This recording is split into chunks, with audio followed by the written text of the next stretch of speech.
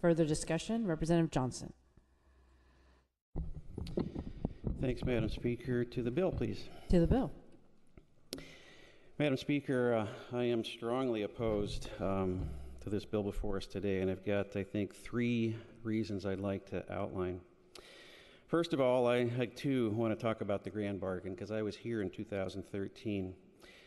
And in thinking about it and reflecting on it over the last few days, I would say that for me, it was probably one of the highlights of my legislative career. Because the grand bargain was a culmination of months, as you recall, of back and forth and give and take to address the pressing needs of our state. It symbolized what I came to Salem to do, and that is to find common ground and bipartisan solutions to our state's needs and problems.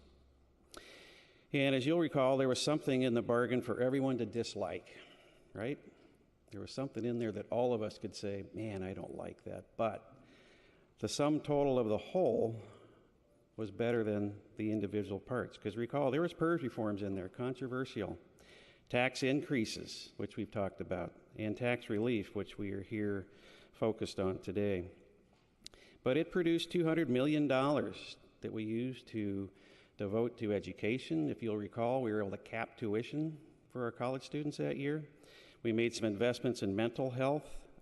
It was productive because this bargain, in addition to providing tax relief, raised revenue, which I think is being lost in the discussion. And you will also recall, Madam Speaker, that the work in the grand bargain was heralded far and wide as an example of great legislative cooperation. The Oregonian said it this way, quote, "Against a backdrop of partisan gridlock in Congress, Kitzhaber can boast that Oregon stands as a national model of bipartisan cooperation," end quote. A few weeks later, you'll also recall that the Oregon Business Association had their Statesman of the Year dinner. And that year, they honored you, Madam Speaker. They honored Senate President Courtney. They honored Representative McLean and Senator Ferrioli. They gave you an award, a Statesman of the Year award, as I recall, for that work on the grand bargain because it was a model of how Oregon could do things differently. In his remarks that night, I just watched it this morning, and colleagues, I would just say, if you have time, just Google the 2013 Grand Bargain. There's some great stuff to see there. But Governor Kitzhaber said, quote, "The Grand Bargain is a bright beacon of hope, and it showed the country that Oregon can be different." But this is what was most interesting to me in what I watched this morning. Quote, Governor Kitzhaber said that the Grand Bargain was intended to help struggling small business. Governor Kitzhaber himself believed that what we're voting to take away today was intended to help struggling small business. So fast forward to today, colleagues, and less than 4 years later, we're after a 20-minute work session, in public hearing and work session, and a party line vote in committee, this chamber now wants to further unravel the bargain and remove that targeted small business support that it provided. And we're choosing to use unprecedented and perhaps unconstitutional means to do it. It doesn't have to be this way. And one can only imagine what tomorrow's headlines will say about our work here today. But I doubt they'll be referring to this as a model of bipartisan cooperation. My second point is, who will this impact? We've had a lot of conversation about that today. Exactly who is the impacted class? Well, I'll just tell you, you're looking at one of them. I'm a small contractor, sole proprietor. I've got less than 10 employees. But what is perhaps most, galling or offensive to me is that this bill exempts the entire construction industry from the tax relief that was offered in 2013. Now, we've had conversation today about those folks that are abusing this, the suits and scrubs, as we like to talk about, doctors, lawyers. I get that.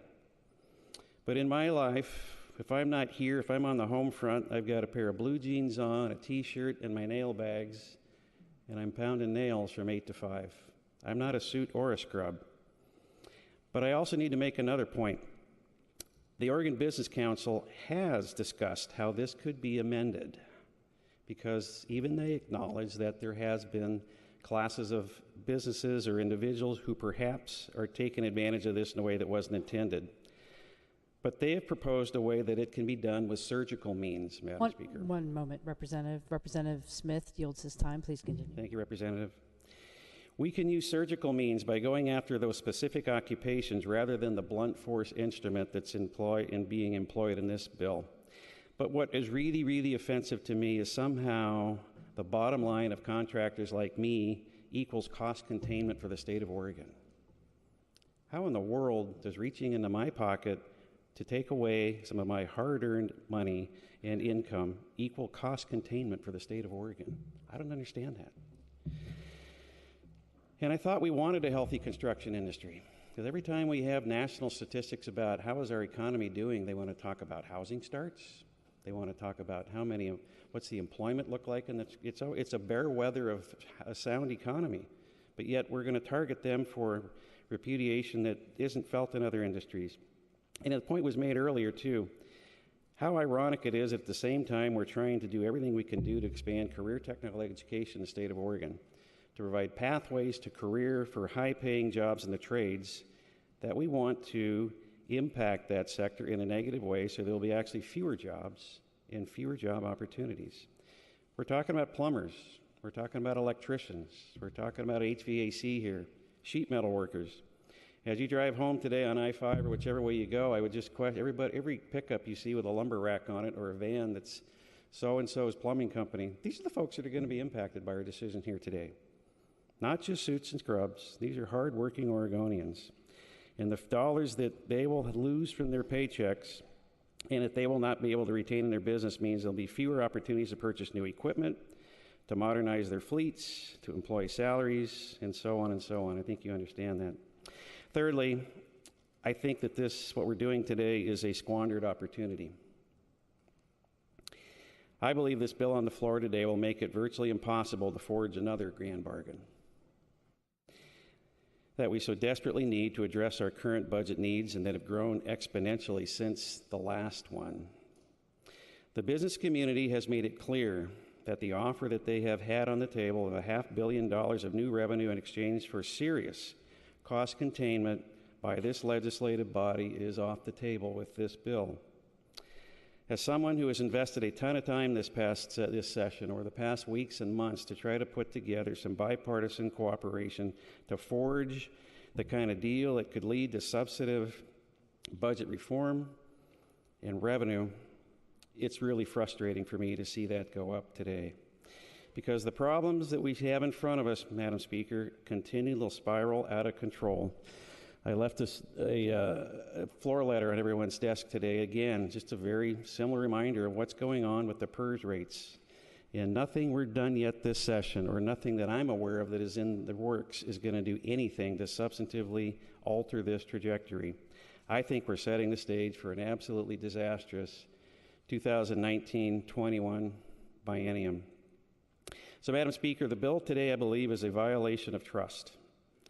Using a simple majority vote to raise revenue by modifying the base or changing the affected parties and statute will make it virtually impossible to get business in Oregon to cooperate with us on any kind of substantive revenue reform in the future. And I guess the question I have to ask is this it? Are we done? Because in our Revenue Committee last 2 days ago, we heard two other amendments that would raise an additional $350 million via this same simple majority vote by just tweaking the base or tweaking the affected class. So, Madam Speaker, I think, again, this is a squandered opportunity for a short-term gain, and I really fear for the future of our state. So, thank you, Madam Speaker.